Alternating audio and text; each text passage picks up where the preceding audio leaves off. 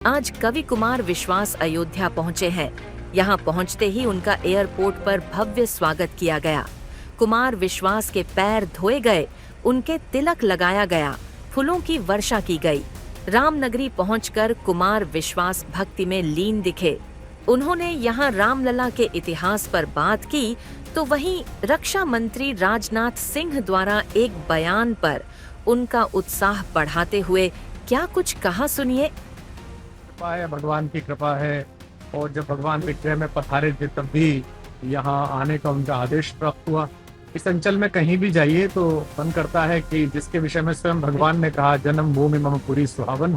और इस समय तो जिस तरह का वैश्विक विस्तार होना चाहिए उसका यत्किंचित प्रयास समाज ने किया है, देश ने किया है, व्यवस्थाओं ने किया है। तो इसलिए और अधिक रुचिकर लगता है।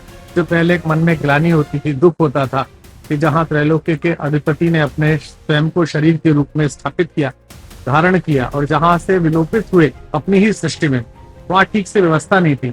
अब आते हैं तो एयरपोर्ट भी बहुत सुंदर है, रेलवे स्टेशन भी बहुत सुंदर है, सड़कें भी अच्छी हुई हैं, तो मन में अतिरिक्त स्नेह जागता है उस सब व्यवस्था के प्रति जो भगवान ने करा दी। मेले में लगातार श्रद्धालुओं की संख्या बढ़ रही।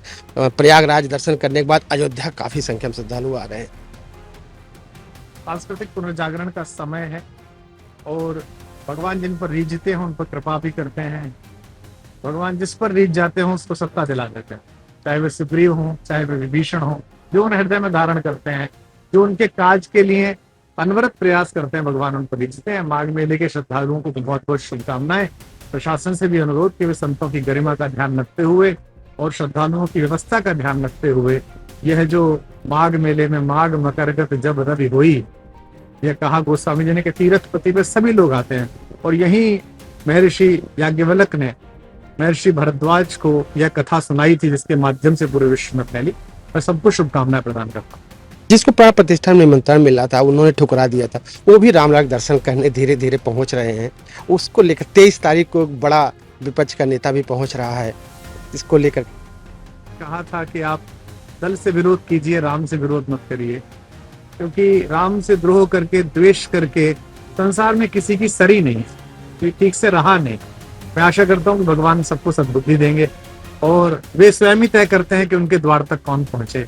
वे ही तय करते हैं कि किसको आशीर्वाद देना। उनको शुभकामना, जो भगवान के चरणों में अब आ रहे हैं वो अब आए, बाद में आए, पहले आए, अंततः तो भगवान का अंश ही है, वही विलीन होना, वहीं से प्रकट हुए। मेरी पूरी शुभकामना विपक्ष के और पक्ष के उन सभी नेताओं को, सभी बंधुओं को जो भगवान के दर्शन के लिए आए। पहले की अपेक्षा अब की अयोध्या में कितना अंतर देखते हैं, कितना जमीन आसमान का अंतर है। 55 वर्ष हो गई। इस वसंत पंचमी में 56 वर्ष पूर्ण करूंगा। मैंने 17-18 वर्ष की आयु में पहली बार दर्शन किए थे। तब से लेके आज तक एक पूरा कालखंड बीता है। हम लोग सौभाग्यशाली हैं कि जो लोगों ने 500-600 वर्षों में नहीं देखा, वो हमने इस कालखंड में देखा। हमने अयोध्या का संघर्ष देखा, रक्त रंजित इतिहास देखा, शासकों की हनक देखी, संतों का अपमान देखा, कार सेवकों के आंसू देखे, सरयू का लाल जल देखा, और उसके बाद भगवान की भव्य प्राण प्रतिष्ठा भी देखी। तो मैं आशा करता हूँ कि जो दिन हमें भगवान ने यहाँ दिखाया था, और स्वयं शंकर जी ने कामदेव को भस्म करते हुए रति से ये कहा था कि तुम्हारे पति द्वापर में कृष्ण के पुत्र के रूप में पैदा होंगे, तो राम कथा के आदि आचार्य शंकर जी से प्रार्थना ये है कि आपने अपने एक देवता के तो भव्य दर्शन करा दिए, दूसरे देवताओं की यथाशीघ्र भव्य दर्शन कराए। सर, आखिरी सवाल सर, रक्षा मंत्री ने अपने पड़ोसी को बिना नाम लिए पागल कहा और कहा पागल सावधान रहना चाहिए, कब क्या कर दे, इसके लिए स्वदेशी हथियारों के उन्होंने ज्यादा तत्व किए। रक्षा मंत्री माननीय Rajnath Singh ji Atal Bihari Vajpayee school of politics जो है उसके कुलपति हैं। वे कम बोलते हैं, इशारों में बोलते हैं, लेकिन सार्थक बोलते हैं। यह जो लखनऊ से उन्हें प्रतिनिधित्व मिला है सांसद के रूप में, वो अटल जी की विरासत का प्रतिनिधित्व है। तो दुर्भाग्य से पड़ोस में एक हमारा ऐसा पुराना परिचित है जो हमारा ही भूमिखंड लेकर बैठा हुआ है, जिसके हाथ में कुछ ऐसी शक्ति लग गई है जिससे सभी दुखी हैं और चिंतित हैं। उसे सचेत रहना और सावधान रहना, यह भारत का संकल्प भी है और उत्तरदायित्व भी है।